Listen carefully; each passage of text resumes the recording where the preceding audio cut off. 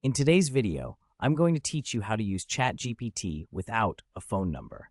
If you find this useful, consider subscribing and liking the video. Now, many people find themselves in situations where they want to access ChatGPT but don't have a phone number to complete the verification process.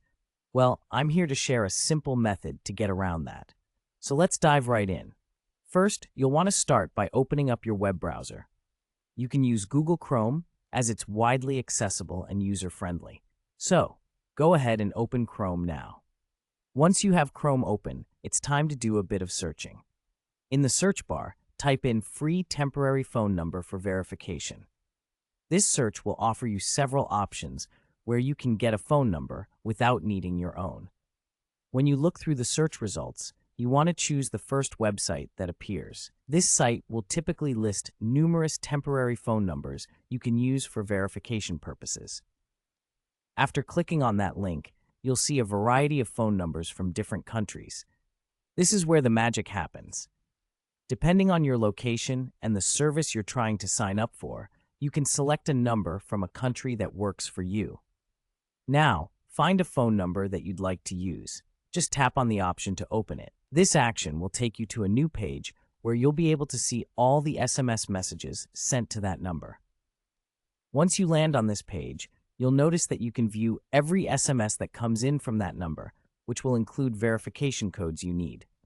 This is a fantastic way to keep your personal number private while still getting access to the services you want. The next step is simple. Just copy the number displayed on the website.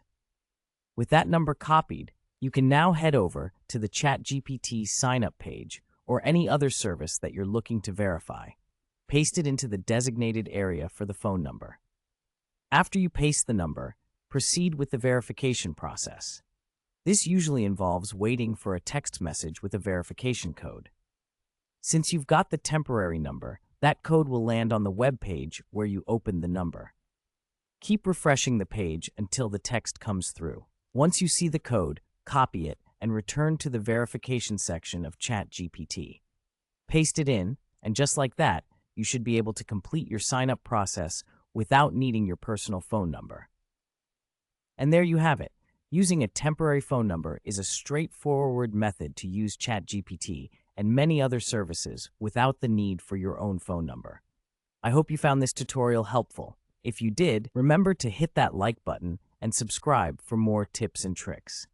Thanks for watching, and I'll see you in the next video.